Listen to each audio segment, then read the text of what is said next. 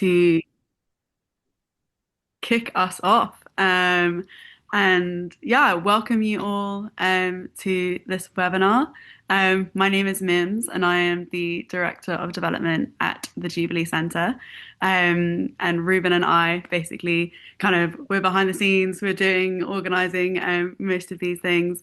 And we've come to the second last webinar of the year. So all of you will probably be here because you know that we're talking about biblical economics, so the Christian response. And we're really excited to be joined by Dr. Paul Mills and Luke Dorman, who, yeah, are going to be doing the first of what we hope will become a bit of a pattern of the Jubilee Centre, which is fostering an intergenerational conversation, modelling the conversation of the Christian perspectives formed by Jubilee Centre thinking. And yeah, we're just so thrilled to have these guys be up for doing this the first time round.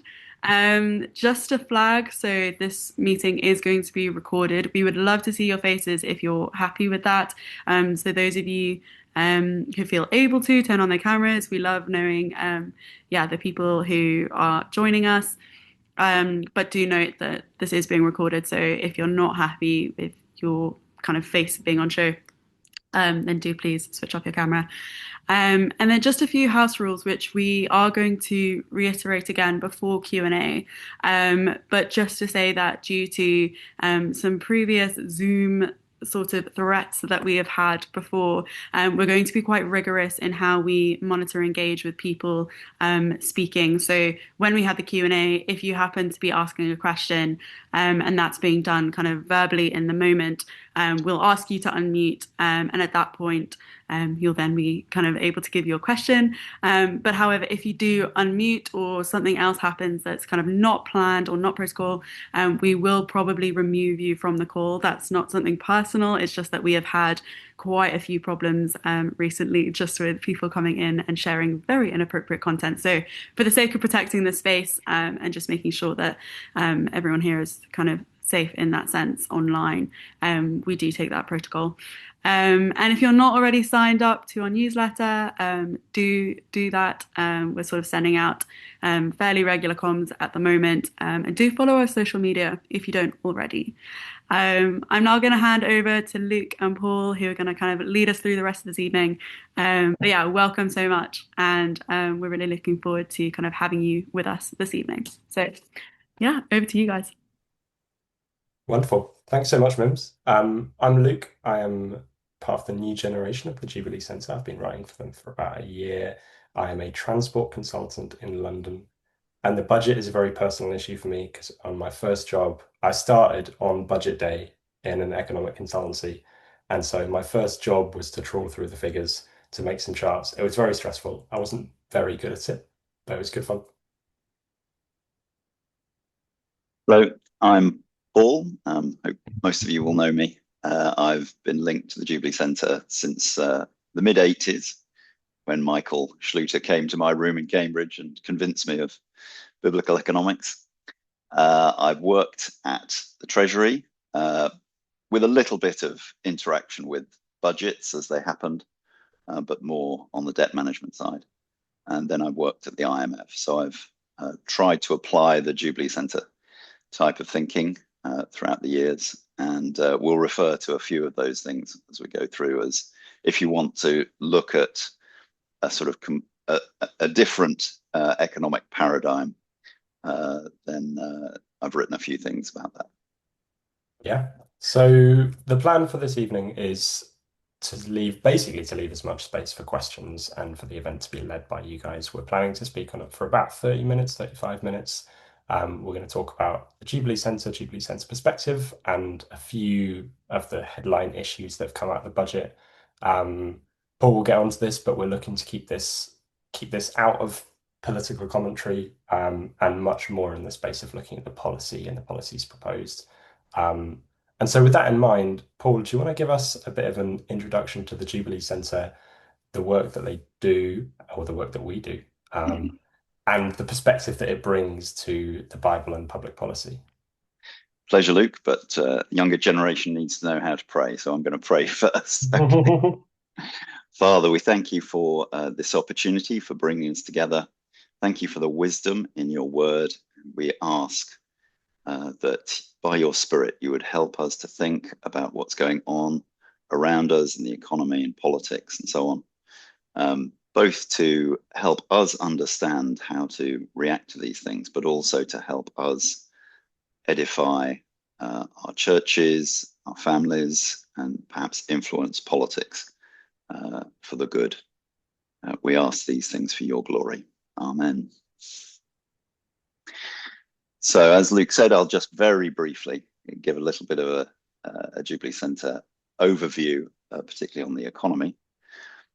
The approach is essentially to look particularly to the Old Testament law as a paradigm or a framework for how an economy then was established by God, and look at the principles, how they interacted with each other in a relatively detailed way. It's not a literalistic way, we've got to apply every law exactly, but it's more detailed, more granular than just vague principles of fairness, justice, love, that frankly could mean just about anything. And so we take what Jesus said in Matthew 5 seriously about the law being eternally important, but then also what Paul said in 1 Timothy 1 about the law being good for the restraint of evil. So given that government is established by God for the commendation of the good and the punishment of the bad, the wrong, the evil, it's a good place to start. It takes into account both the need for love of God, love of neighbor, Leviticus 19 and so on, but also it takes into account human sinfulness. It's not naive about the propensity for crime and the need for incentives. And so when you do that, take the law framework seriously, as I've set out in the Jubilee Manifesto and a Cambridge paper 25 years ago, you can see that what the Old Testament framework does is to be relatively free market in some regards, in small production and markets regards. So it's a relatively small state, relatively low taxation, firm money, property rights, and so on. So it has the ingredients and incentives for a prosperous market economy. But then on the really big markets, economists call land, labor, and capital, there is very strong intervention through the Jubilee that effectively eliminates a freehold market in land, through the year of debt remission and ban on interest to prevent debt slavery and the accumulation of wealth through just lending out wealth and enslaving others. And then there are various measures on the welfare side to protect the most vulnerable, to incentivize people to work for themselves if they can, and so on. So there's sort of elements of welfare. There's the idea that there should be a widespread ownership of wealth, and the elimination of debt slavery and accumulation of wealth through that means. And so that's all very nice in theory. It's a nice balance between free market on the one hand and sort of radical intervention to ensure a widespread distribution of capital. The key issue is then, how do you go from that framework that has these attractive features to where we are today? And that's where we can certainly disagree, and pragmatically we can come to very different conclusions. But that's the sort of background framework that I'll be using when I sort of talk about the various budget measures.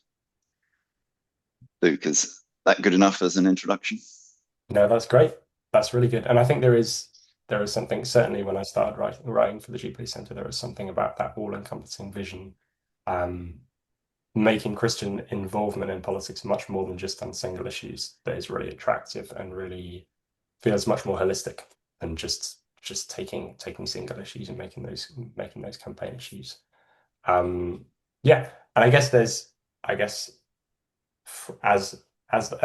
coming from a younger generation, which is certainly feeling quite disillusioned with politics, with massively low turnouts, and often feeling a little bit like it's coming into an all or nothing space where either politics becomes your identity in a massively all-encompassing way, or you just completely disengage from it.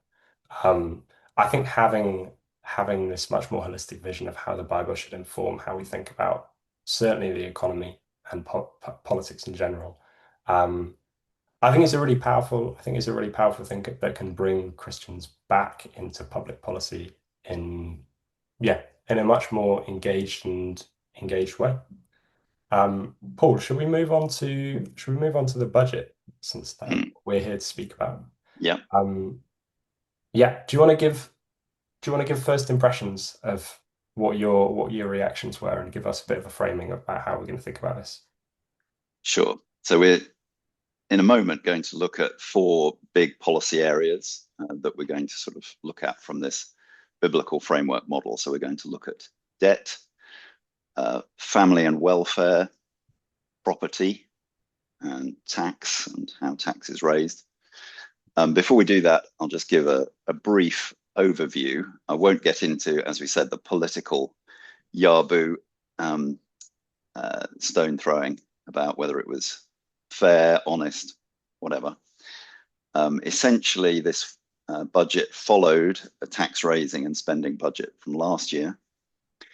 It again raised taxes by around 30 billion over the forecast period, and it raised spending by almost as much and had a little more headroom allowed for the Chancellor to meet her fiscal rules. From my perspective, there were some good things in it. Before we get on to the four big areas, what hasn't got much attention is that gambling taxation, particularly internet gambling taxation, went up quite significantly. And one can argue that the damage to families and marriages from gambling and the allowance of excessive gambling that's gone on sort of justifies that. There's some needed restrictions on some of the Motability sort of allowances. It shocked me that 25% of luxury cars in the UK are now bought by welfare recipients on that scheme.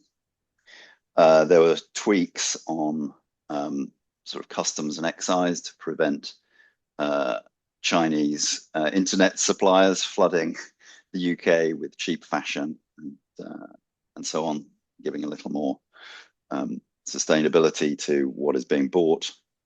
And the headroom for the Chancellor went up.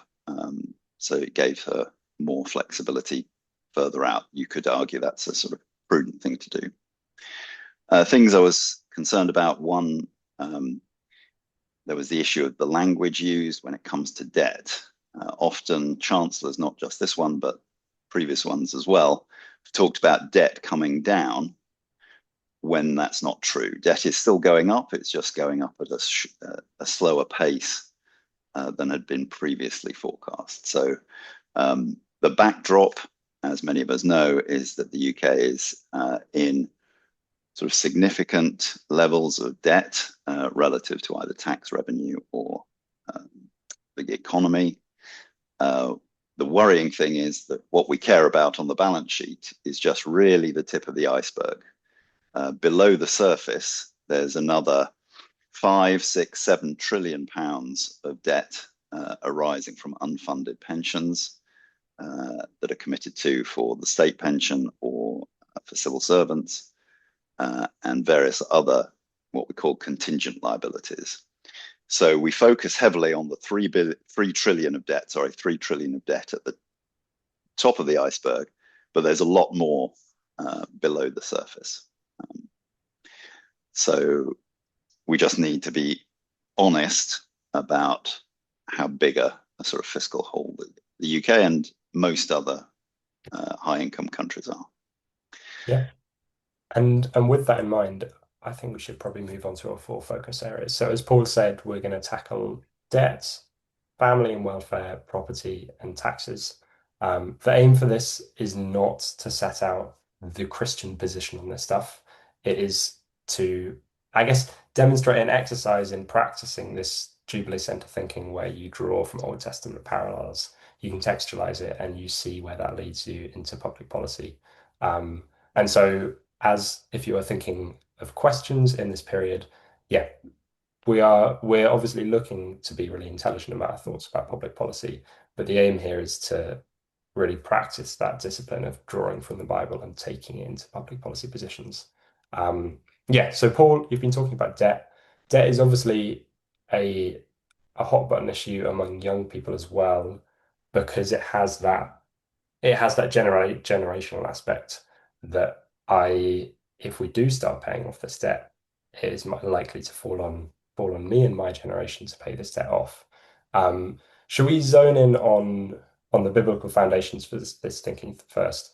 What are the biblical principles about debt, both between persons and then more interestingly around countries?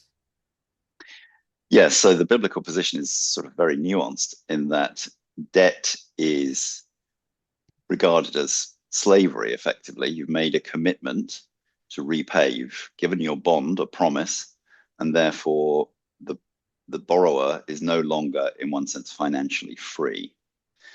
So, as in English, where you've given your bond, you're in bondage.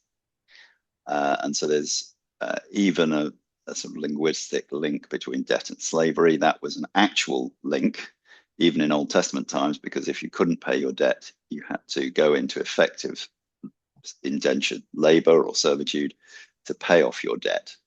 And the Bible is quite clear that repayment of debt is very important because of promise keeping. And so you shouldn't renege on debt. Having said that, then there was the institution of the regular year of debt cancellation every 7 years within Israel. And so whenever you lent in that framework, you knew that the loan would be cancelled every 7 years.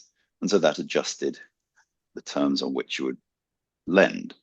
Also, you could take security for the loan. And so there seems to be some element of the use of security, use of collateral that the lender enjoyed while the debt continued. And so on the one hand, you had the requirement to repay debt, but it was periodically cancelled to have a clean slate. This wasn't unique to Israel at the time in the ancient Near East. A number of other empires did the same thing. Usually when a new king or a new emperor came to power, they often cancelled debts to curry favor with the populace. So it was a good way to kickstart the economy again, get things a clean slate, and so on.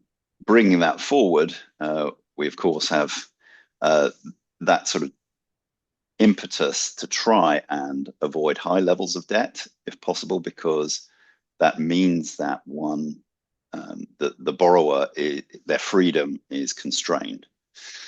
And so it was ironic. A good example of what was going on was that the Prime Minister said a few weeks ago, "Oh, I can't get rid of the Chancellor or can't change policy or whatever, because the bond markets would collapse or they'd go volatile and so on, and we'd actually end up paying more. We couldn't borrow again and so on." And it was a good example of policy freedom was constrained by the fact that as a government, you're borrowing every week, you're turning the debt over, you've got to refinance what you've already borrowed because it's maturing. And so all the time you're subject to the discipline of the bond markets. And so your policy freedom is constrained. And so there's that sort of general idea. Can we get back to a level of government debt that restores that policy freedom. The debt level relative to the economy was around about a third of what it is now 20 years ago. And so because of the global financial crisis and because of lockdown policy, that debt has now risen quite dramatically. And so we've got much less policy freedom, and over £100 billion in spending goes on debt interest. And so that's a sort of dead weight cost. Tax has to be raised to meet that interest bill. And so you've got that sort of weighing on the economy because that tax has to be raised. Yeah. And to press into the biblical point a bit, Paul, obviously the laws in the Old Testament are primarily directed at debt between people. And you hear like I hear on social media people when you talk to people in the street, sometimes there's a bit of a sentiment but it's just a debt that our country has, like, can we not just cancel it? How do the principles around debt between individuals translate to debt between a country and I guess the bond markets? Um, Yeah, is well, one to one? Are there yeah. different what goes on? Well, countries can borrow in different ways. Sometimes they borrow directly from their people. So if you've got a premium bond or a national savings certificate, you're lending directly to the government. You're not going through the bond market. So if governments were to renege on their debts and just cancel them, then those holding their bonds would be reneged on. Some of those would be directly those who've trusted the government to repay. Most of that loss would come through pension funds and insurance companies. So the losses would be passed on to the population somehow, but it might be in terms of pensions or insurance companies not being able to pay their policies or pay as much as they would otherwise do. What usually happens is that governments don't default through just saying, oh, I'm cancelling the debt or I'm haircutting you 50%. What historically governments have done is to allow inflation. They allow or print money directly themselves via the central bank. And most of their debt is in fixed currency terms. And so if there's an inflation surprise, then the real burden of the debt is reduced. And they can say, oh, I haven't defaulted, because they've still paid 100 pence in the pound back when they're refinancing their debt, but its value is much lower. And so that tends to be how governments default on their debt, through an inflation shock, not through failure to pay what they owe. And so there's this sort of trust element. As you say, Luke, there's then an intergenerational issue that as we're coming through a demographic change with aging population, reduced birth rate, and so on. You've got the state has made more and more promises to older people through NHS commitments and through state pensions and so on. But there are fewer and fewer workers to support those who are not working. And so this is both the UK, but also most other high income countries as well have suffered this demographic transition. And so you've got a very high welfare and pension burden being paid for by fewer and fewer younger people, Japan and South Korea being the most prominent examples of that. Yeah, I'm very aware of time. These are going to have to be very brief. So Okay. we can swiftly move on to welfare and family. Obviously, one of the headline parts of this budget was the lifting of the two-child benefit cap. So this is different to child benefit, which is received by everyone. This is the particular income support part. So if you're receiving universal credit up until April 2026, when the cap will be lifted, you will not receive any more money for your third child as part of your universal credit allowance. This has obviously been a massively hot button issue that has slightly torn the Labour Party apart. Shall we bring it back again to the biblical foundations around both family and poverty relief that we see in Old Testament law? Yeah, so generally, there is a small government. There's no centralized welfare system. Welfare is done at a community level, and through small businesses, allowing gleaning, and so on. And so we're not in that situation, and it's very hard to go from there to here.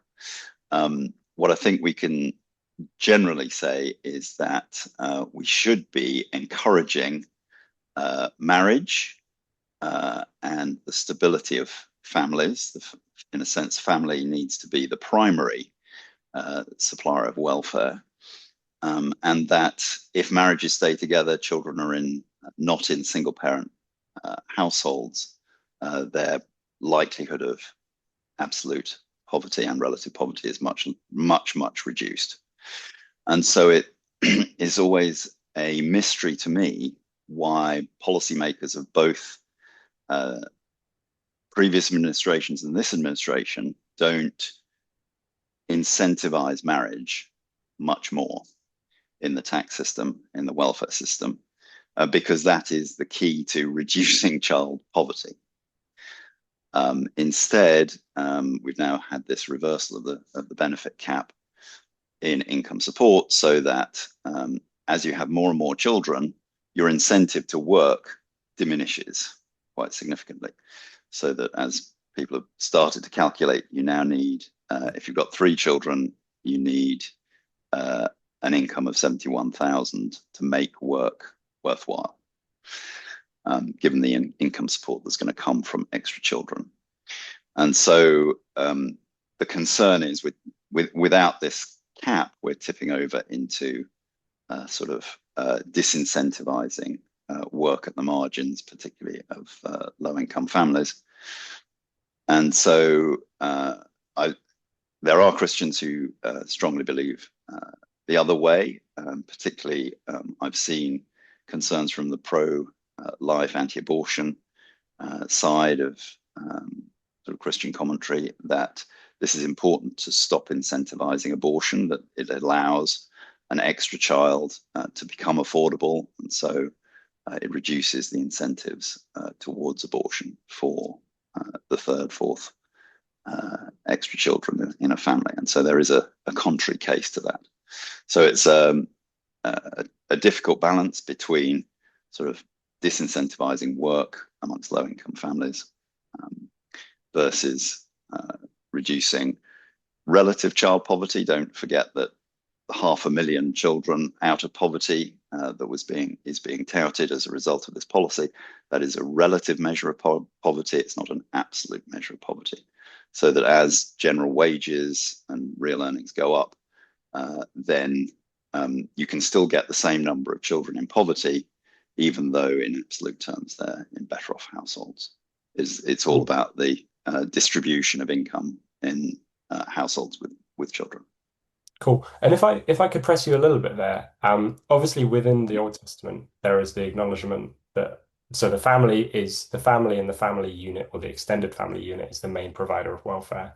But part of, I think they're called the quartet of the vulnerable, the foreigner, the orphan, the widow, mentioned in Zechariah, and the poor. There is a real acknowledgement that there will always be people who fall outside of that traditional family structure, and there is a need for support within that. I'm aware that in, I think, Deuteronomy, there's a 3-year tithe of 10%, which is distributed among these vulnerable people and the Levites.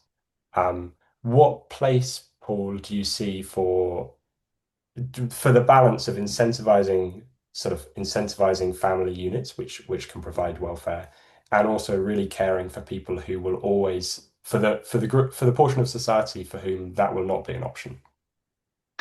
Yes, so you're absolutely right. One of the tithes goes to provision for the poor, the needy, the widow, the orphan, and so on, as well as they're supplemented by all other welfare measures, particularly around gleaning and the encouragement to generosity for the stranger, the widow, and the orphan. As we said, debt cancellation, debt slave freedom and so on was also part of that. So you can certainly say that there's a case for a sort of safety net insurance welfare system from that biblical model. We shouldn't be having people starving on the streets, and sort of a prosperous society shouldn't be allowing that. What I'm generally concerned about is that with the welfare system sort of significantly adding to incomes without work, you're disincentivizing labor and sort of incentivizing choices to become dependent on the welfare system rather than seek work.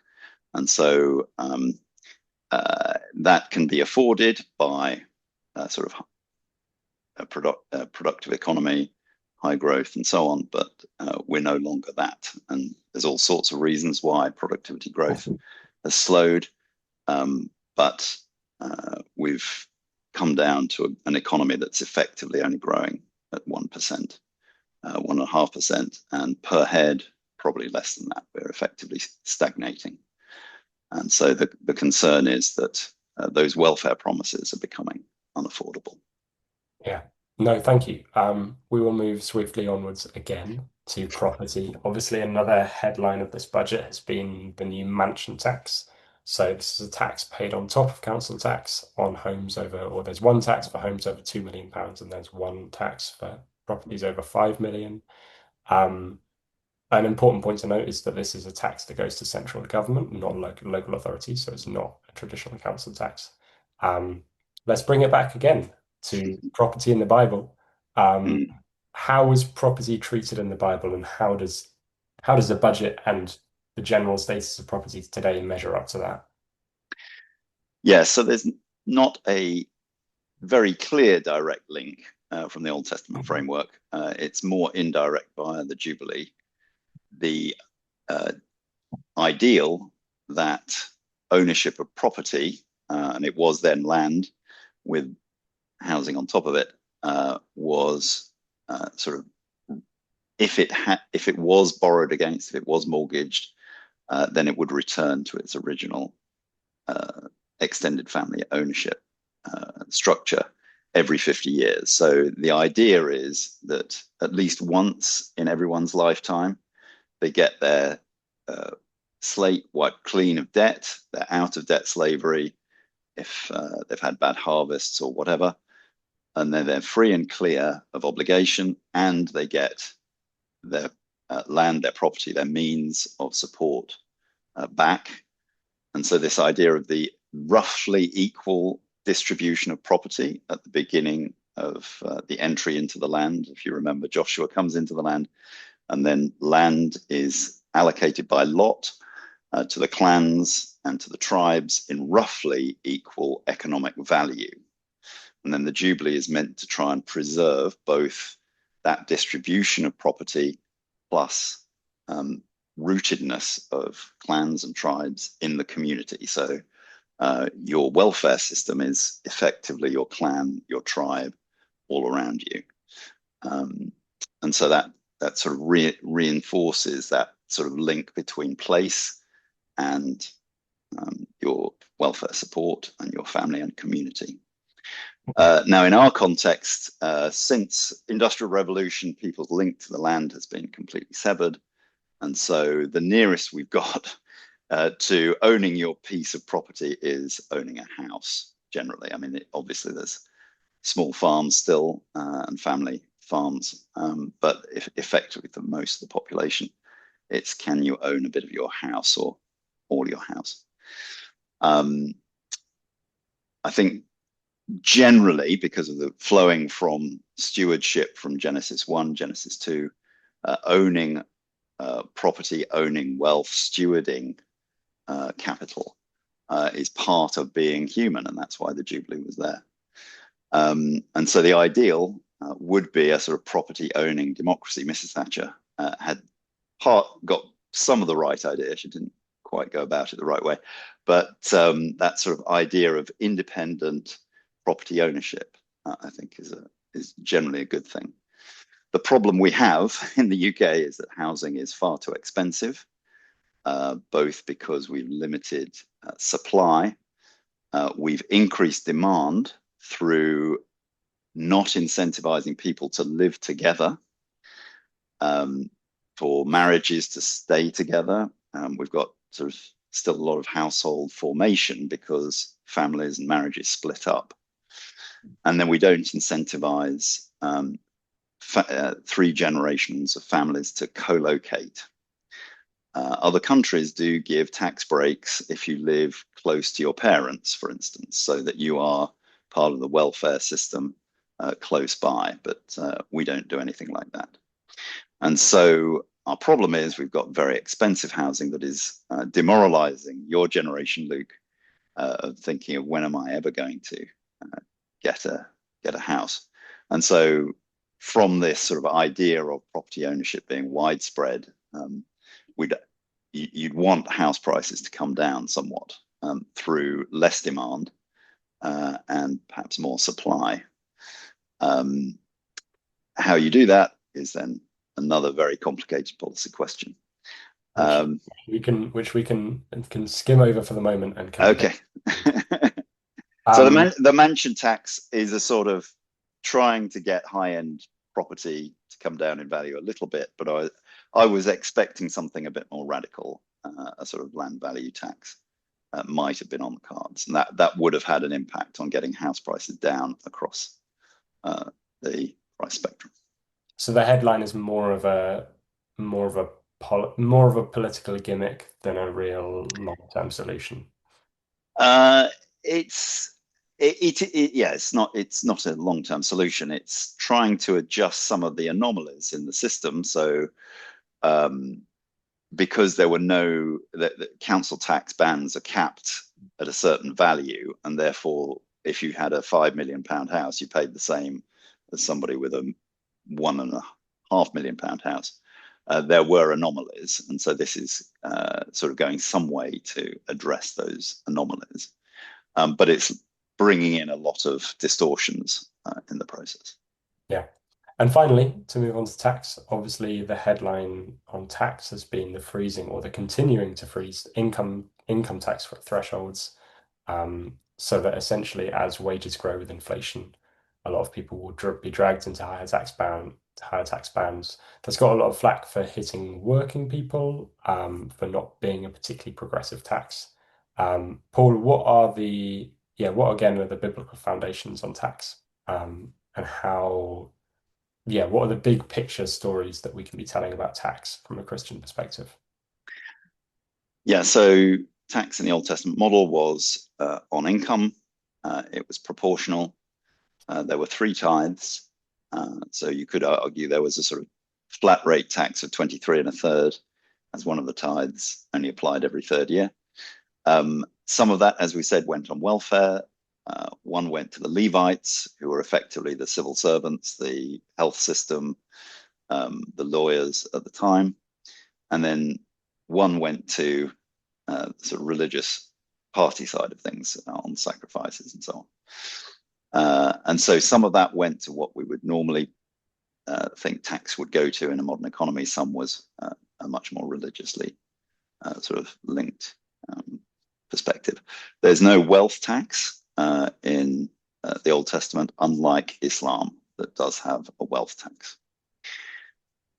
And so if you're going to take that sort of fairly prescriptively, then yes, income taxes probably the ideal would be a flat rate so that everyone's paying the same proportion. It incentivizes work and effort and innovation.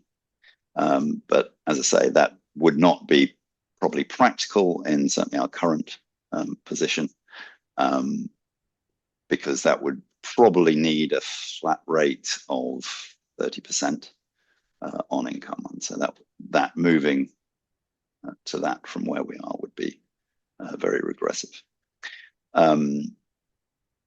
Ideally, from an economics perspective, tax should be simple. You shouldn't be spending a lot of time accounting for it or incentivizing avoidance strategies and so on. But I'm afraid this budget did various things to make the tax system very complicated in various areas. And so the UK tax system is very complicated already. It's going to get even more complicated. So the concern is that we'll have a lot more tax accountants, that's not a particularly productive way of encouraging economic activity. Yeah. I should add, we don't have the sort of marriage incentives, the sort of very strong pronatal incentives that other countries do, particularly France for marriage, or Hungary for having children. And to pick up very briefly on, you mentioned the wealth tax, and wealth taxes have gained a lot of political currency recently, particularly within the left and particularly on social media. Obviously, ancient Israel didn't have a wealth tax, but I partly imagine that's because the Jubilee laws enshrined a massive redistribution of wealth every 50 years, and so that there wasn't a need for a wealth tax because you leveled land ownership every 50 years.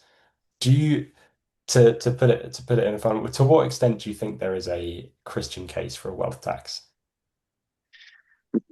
Um, I must admit, I don't warm to the idea, other than, as you say, the Jubilee ideal of redistribution. I've floated with ideas in the past of tweaking inheritance tax so that you taxed the recipient, not the estate. And so every citizen would get a lifetime tax-free allowance for inheritable wealth. And then that gives the incentive to the person writing their will to spread wealth widely so that it doesn't get taxed. If they restrict it to a few recipients who are close to their inheritable allowance, then you sort of get taxed on that. I think Ireland has an inheritance tax like that. I fear in our current society that a wealth tax would induce quite a sharp decline in tax revenue, as wealthy people do have both plenty of expertise on hand to avoid taxes, or they can move very quickly. And so the Swiss over the weekend rejected the idea of a punitive wealth tax because the populace effectively knew that a lot of Swiss billionaires would be moving very rapidly out of the country. And so you get that sense of, tax revenue would actually go down. So I think there are other ways to try and encourage the widespread distribution of wealth. I'd also be sort of concerned that if you introduce new taxes for government that isn't sort of understanding of what makes an economy productive, it just gets frittered away. So I was very disappointed in this budget. There were no imaginative ideas to raise productivity growth. There was no sort of big deregulation measures, nothing to sort of bring about certainty, nothing to help small businesses invest, and so on. So my concern is that the general tenor is we take more and more tax, give it to the public sector. The public sector has not been reformed. It's got very low productivity. And so it's effectively wasted. And we're in this sort of stagnant position of high debt, low growth, big government, big tax equilibrium. Wonderful. We will make space for questions in a second. I'd love you to summarize for us, Paul. I haven't prepped him for this, but if you could, if you could give me 2 sentences to summarize your biblical takeaways on the budget, what would they be?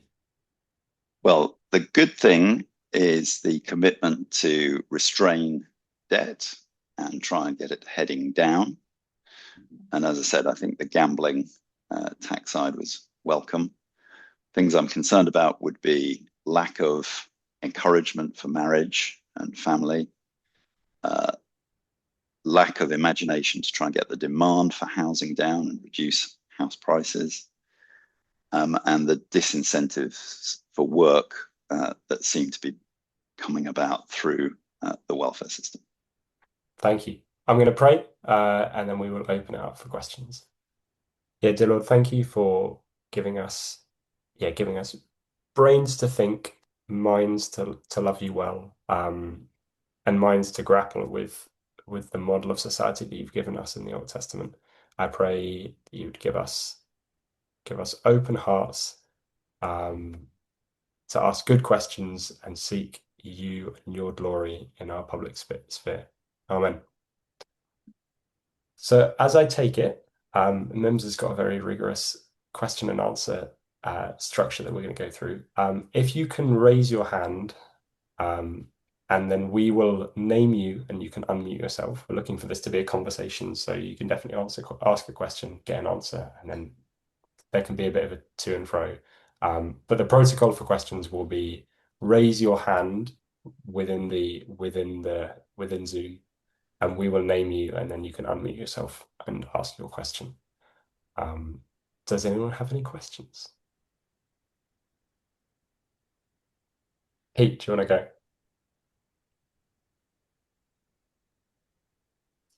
Peter Tennant?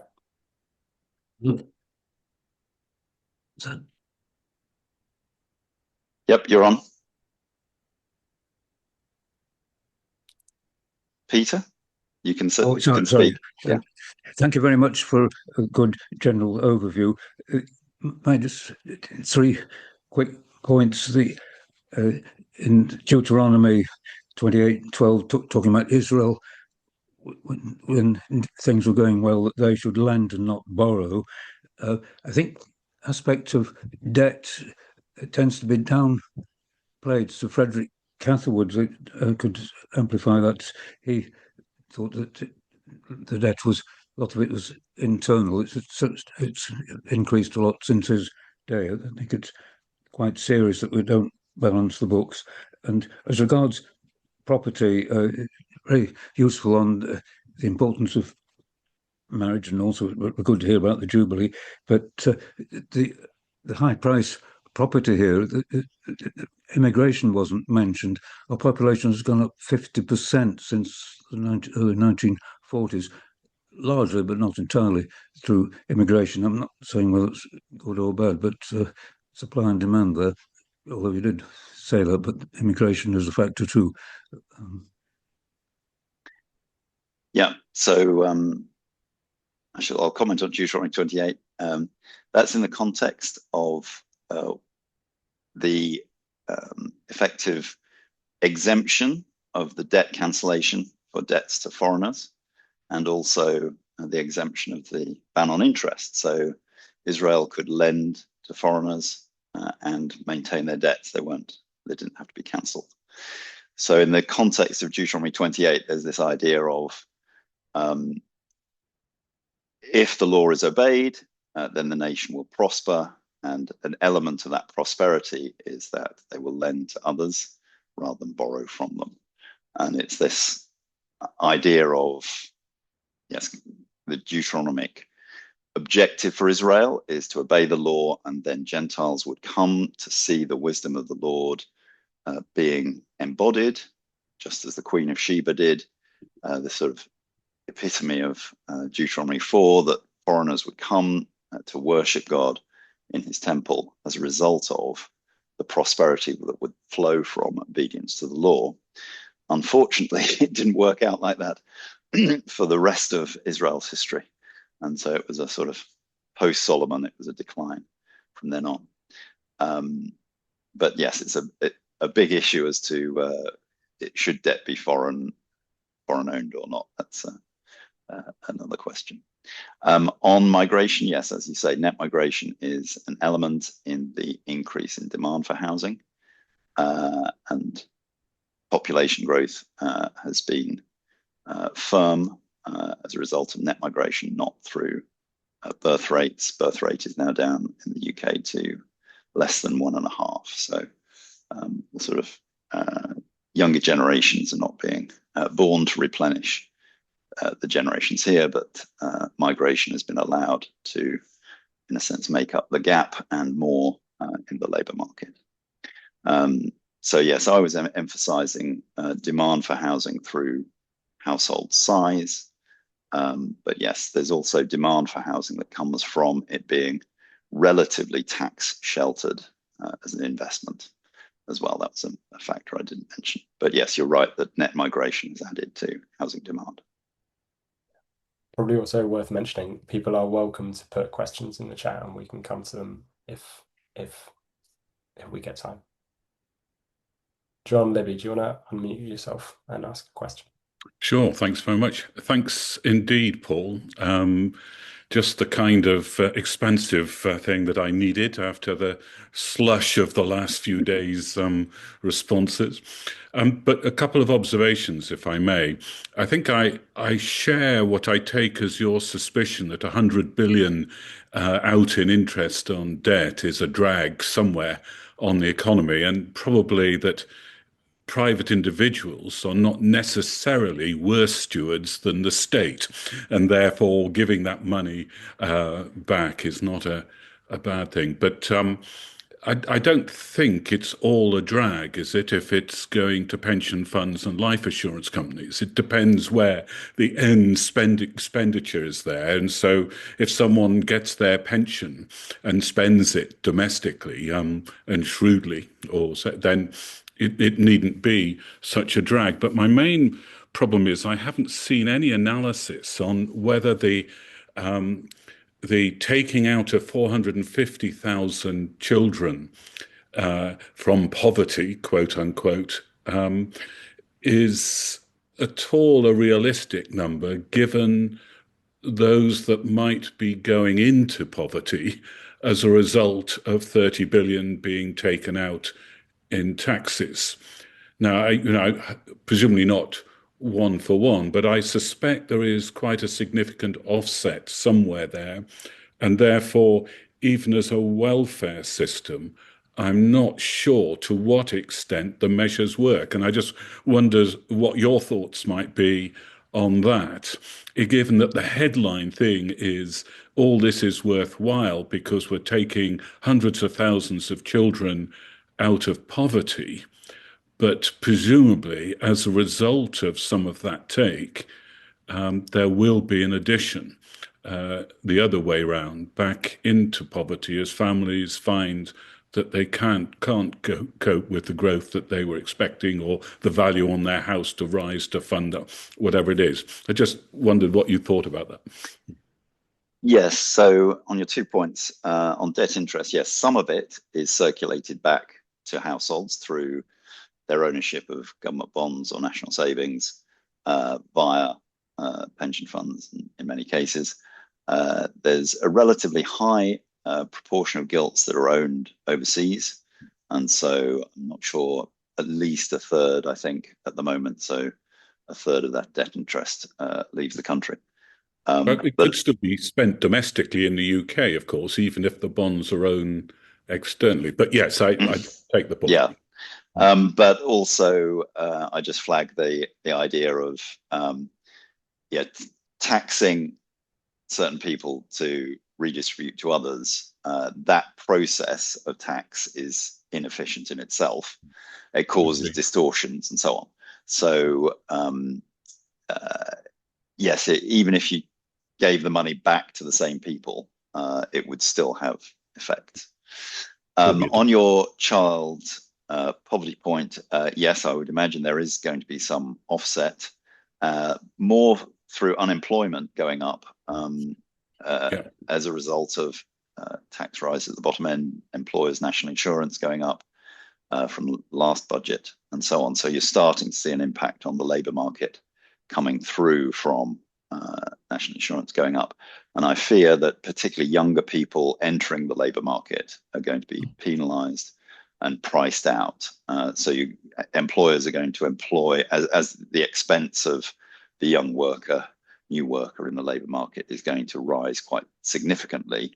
The young person's living wage, I think, has gone up 11% in this budget. Then I think that's sufficient to start seeing a supply price offset, so that there'll be fewer jobs created and more unemployment at the youth end. Nice. So yes, I think there'll be some offset, but I imagine that, yeah, I haven't seen an analysis on what that is, so I'm sort of hesitant to speculate. But there'll be some offset, but I wouldn't know how much. Thank you. Yep. Got a question from Matthew in the chat. Got a fun first one. Is a high tax and spend policy by a government a violation of the eighth commandment not to steal? Well, taxation in the main is not theft. Although a lot of people have questioned the Chancellor's language in the sense that she introduced tax increases by saying, I'm going to ask everyone to contribute a little more. And the point was, well, taxation isn't asking. There is the threat of legal action and ultimately violence to put you in prison if you don't pay tax. And so it's not really a request and so on. So, yes, I mean, is tax theft? No. In most cases, if it's introduced in a legal way and is not sort of as a raid on certain people to pay for bribes or to give government contracts, and it's effectively a mechanism of illicit redistribution. As you know, Luke, I'm sort of more exercised on whether inflation or an inflation surprise is theft, because government is diluting the supply of cash of money, and if that's done in an unexpected way, whether that's more like theft. But I think as the tax take edges ever higher, you're going to see a reaction, both flight of money out of the country and flight of wealth, and you're seeing some of that as wealthier people leave and the tax take falls as a result of high marginal rates. And then I think you're going to see a disincentivized labor effect. There are some quite nasty cliff edges in the UK tax system now. So particularly if you go above £100,000 in income, unless you reach 125,000, there's very high marginal rates, particularly if you're paying for childcare in that process. You lose a lot of allowances and benefits, and so you've got a very high marginal rate of income tax at that level. And there's also some very strange cliff edges elsewhere. So as these affect more and more people, you're going to see more distortions and the need for, well, people will react by hiding wealth in trusts, keeping it abroad, and maximizing out their tax allowances that they've got left. So as not biblical, but standard economics is that as you raise marginal rates of tax, there's something called the Laffer curve. Your revenue goes up to a certain degree, but as your marginal rate continues to go up, your revenue starts falling because people take evasive measures. Lovely. Nigel Patterson, I'm aware you sent us an email before the webinar. Do you want to ask your question in person? Yeah. Sorry, forgetting I was muted. This is a question I asked in advance, so sorry if it comes out slightly as though that is the case. Listening privately to senior members of the Labour Party, I have been impressed by their passion to bring welfare to those who need it. Meanwhile, critics of the budget seem to be saying that we don't have the money for such levels of welfare and that we're helping some adults stay out of work, but they could be doing. Has the detail of this budget shown the electorate any better which of these viewpoints are more Christian and appropriate in the current economic environment? I'm going to say, does Luke want to have a try at that hot potato before I mean, I have a stab?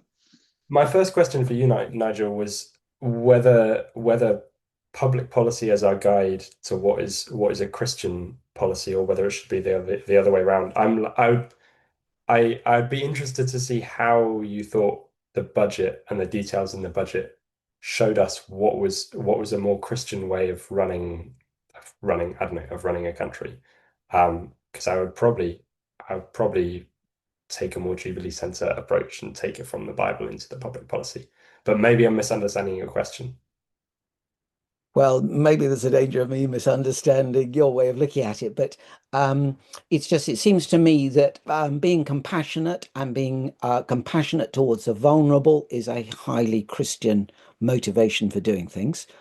Secondly, God has ordained that we should earn a living, that we should work, that work has purpose and dignity, and that we should be doing all that we can to help people to work rather than disincentivize them from working. However, how you go about either of those is itself done in the detail. And that's really what I'm wondering about, because you guys have looked at the detail more than me. But it's just there are ways and means of being compassionate, and there are ways and means of incentivizing or disincentivizing people from working, which come out in the detail of a budget like this. And I'm just wondering, from the sort of finer grain of what you've looked at, does that give you any thought between these somewhat competing views? Yes, I'll have a stab. I think on the child benefit cap for income support, there are two sides of that argument. I would probably slant towards it's incentivizing not working a little too much now if you've got 3 or more children, and that you do now have to have quite a significant income to make work pay.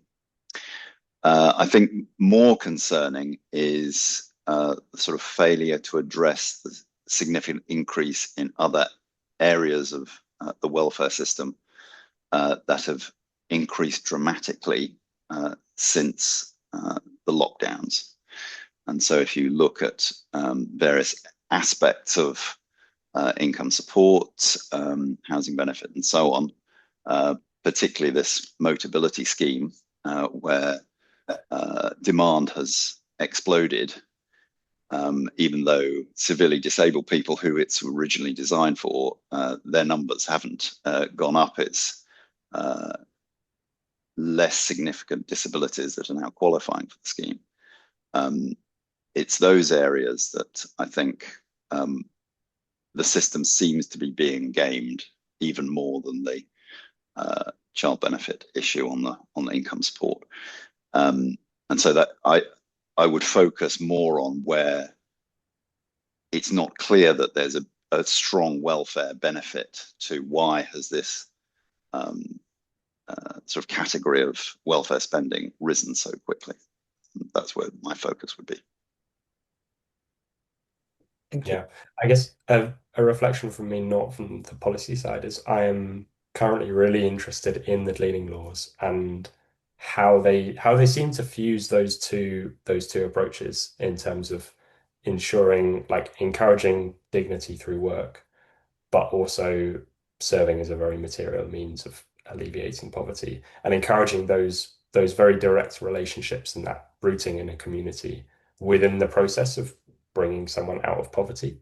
Um, and I'm still in the process of thinking what modern parallels there would be to this process instead of just essentially just giving someone cash, what the modern parallels to that would be that encourage someone to be really rooted in a particular community while they do that. Um, but I have ideal ideas, but I don't I'm not sure the budget has revealed anything to me personally. Yeah. I reckon we have one more question. We've got a question from Casey. Follow on to the question about the eighth commandment. Um, Is buying a second home before many can afford one at all, or more generally treating property ownership as a business opportunity, not a form of theft, when the impacts of this on the housing market are assessed on a national scale? Mm. Second property ownership is, as has been well publicized, second property ownership is becoming much less tax privileged. So many councils are significantly penalizing second home ownership. And certainly from a relational and community perspective, it is very galling that the housing stock is bought up by second homeowners in desirable coastal resorts or certain attractive sort of suburbs, and that local people are then priced out of the market. So I can certainly understand the frustration, and I'm sort of quite sympathetic to local restrictions on second home ownership, and the restrictions on housing developments so that affordable homes go to local residents, those with links within the community. My wife is a local government property solicitor, and she deals with a lot of planning applications where now the developers must apportion not just affordable housing, but affordable housing that goes to local residents or residents with links in the community. And so I think that's a good trade-off to try and allow community links to be preserved across generations. Whether it's, I perhaps wouldn't use as strong language as theft to buy a second home, but I think from a Christian perspective, you should perhaps think about what's the impact of this purchase on those in the community. Sometimes it would be a good thing to do if there isn't strong home housing demand and you could provide a rental property for somebody who otherwise wouldn't be able to afford it. That might be a very good thing to do. So I wouldn't say, oh, this is all black or white, but yes, it's in certain localities, it's very frustrating for people to be priced out of their locality. Brilliant. Well, I think that is all we have time for today. Thank you so much for coming, guys. It's been lovely to delve into public policy in a biblical way with you. Mims, I'm not sure what the final webinar of the year will be. So if you want to give some details on that, that'd be great. I have drawn a blank. I feel like Ruben might be best placed. Thank you everyone for coming today. It's been quite amazing to see this happening. So the final webinar of the year will be on the 15th of December. It will be focused on freedom of speech. Coming from a Christian perspective, also relational perspective across Europe, all of Europe. So yeah, we invite you to join us. I'll be sending out a newsletter in the next week. In there, you can register for the upcoming webinar. Yeah, thank you so much, everyone, for coming. And if you have any further thoughts, comments, perhaps even feedback for us as an organization on whether this format of an intergenerational discussion was good, whether it was helpful, that would be really, really helpful. And yeah, as we said, please do sign up to the newsletter if you don't already. Follow us on social media. And yeah, keep in touch. We would love to hear from you. And thank you so much to Luke and Paul. You guys did brilliantly. I feel like I learned a lot. And it's, yeah, just such a joy to have people with your kind of wisdom and expertise bringing us not only into the kind of thick of it with the economical language and terms, which we all sort of sit at and listen and think, what does this actually mean? But also really faithfully applying the Bible to this and thinking, more about that. I've really enjoyed listening in. So yeah, thank you so much, everyone. And on behalf of the Jubilee Centre team, we'd love to thank you for joining us again and hope to see you at another webinar soon. But yeah, thank you so much, guys.